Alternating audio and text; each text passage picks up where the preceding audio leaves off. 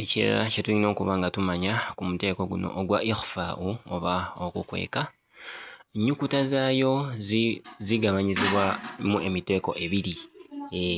Emiteeko gino mulimu ennyukuta enzito, ennyukuta zino mulimu ssaadi, daadi, taa'u, zaa'u ne qaafu.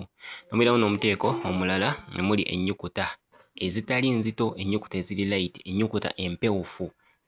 Ennyukuta zino eno mwe muli ennyukuta eya taa'u, thaa'u, jiimu, daali, dhaali, zaayu, siin, shiin, kaafu. So kati ennyukuta zino eno olina okuba nga ozimanyi.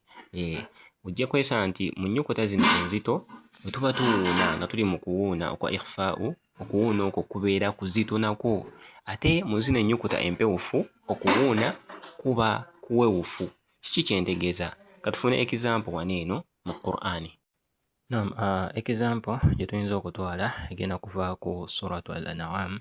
Allah agamba a'udhu minash shaitani rajim wa qalu lawla unzila alayhi malakun wa law anzalna malakan laqudiya al-amru thumma la yunzarun.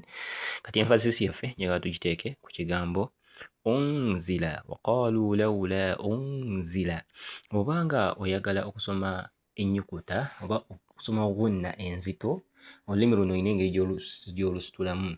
Eno gye lusembera, ogenda okuwuuna nga olulimi lusituse eyo gye lusembera, naye olulimi lusigala luli flat singa gunna eba mpewufu. Kati onooba osoma unzila, wa qalu lawla unzila, olulimi lusigala luli flat. Kati then ojja wano ku kigambo thumma la yunzarun, njukira vaa'u tugambye nayo eri mu nnyukuta enzito. Awo olulimi oba ogenda kubanga olusitulamu eno gye lusembera, thumma la yunzarun. Njagala okompeyalinge lawla unzila alayhi, owulira engeri gye nsomamu unzila alayhi. Naye ojja wano ku thumma la yunzarun, thumma la yunzarun, owulira nti ghunna mba ngizitoyezza. Olulimi luno okuba nga okola ghunna nga nzito, kakasa nti olusitula ne ludda emabega nga mu kifaananyi kyaffe kino kye tulabye wansi. Wabula kye ssaagala weerabire nti ikhfa'u, jjukira twagambye nti ogenda okuva ku nnyukuta endala olina okugenda ku buva bw'ennyukuta eddako. So jjukira twagambye zino mubeeramu ezibeera special, daali ne taa'u nga bwe tugenda okkiraba wano eno. Njagala obeere nga omikisinga ebintu bibiri, ghunna okuba nga nzito oba mpewufu naye ng'era eky'okugenda ku buvo bw'ennyukuta okiremerako. Kati mu aya endala eno tulambika mu nnyukuta ezibeera nga mpewufu. Ala taj'alu lillahi andadan wa antum ta'lamun. Webanga mpewufu wa antum ta'lamun, andadan wa antum ta'lamun, bwe kityo bwe kirina okubeera nga kisomebwa. Kati katulabe aya eno esembayo ejja tulambika otya bw'ozitoya ennyukuta zino, ghunna ebeera etya enzito insha Allah.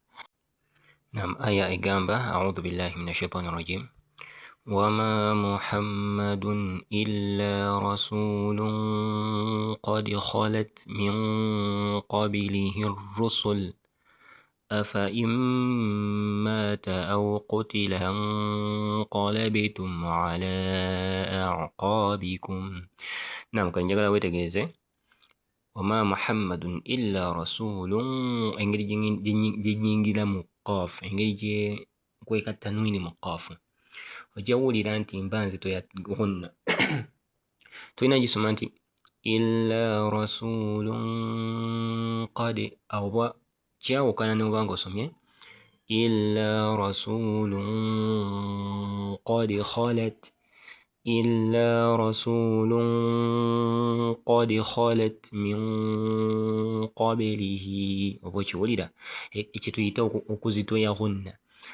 رسول قد خلت من قبله صوتي نسمة رسول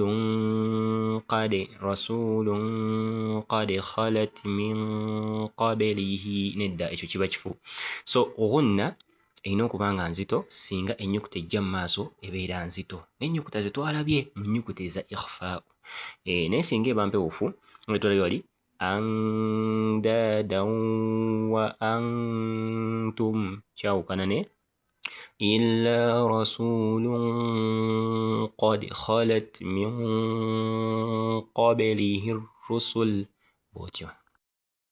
Naam, kakati ikhfa'u nayo erina engeri gye representingibwamu mu Qur'ani womanyira nti wano waliwo ki wano waliwo ikhfa'u jjukira idhaaru nga tulaba wano twagamba nti nuuni ebeerako sukuuni ng'ogiraba tanwiini buba bweweese nga buli ku layini y'emu oba dhummatayini buba bweweese ng'akamu keeweese kannaako mu mbeera bw'eti then ne tulaba idghaamu nti nuuni tekubeerako sukuuni naye zino eno ziba zisilantinga zitanwiini fatahatayini ne kasratayini ziba zisilantinga tezibeera ku layini y'emu like tezibeera mu leeni y'emu ate dhummatayini nabwo obulaba bwe butyo bubeera iqilaabu twagamba nti wabeerayo kamiimu waggulu wa nuuni oba ewa tanwiini kati ikhfaa'u nayo nga bwe tulabye ku idghaamu nayo efaananira ddala bweti kati ky'olina okwawulirako ze ennyukuta ez'emmaaso gy'olina okwawulirako nomanya nti wano waliwo ikhfaa'u wano waliwo idghaamu so oba ogisaze mu Qur'ani ejja kuba representingibwa mu mbeera bweti nga bwe twalaba idghaamu naye ennyukuta zino ze zirina okuba nga zikuwa nti wano waliwo ikhfaa'u si idghaamu.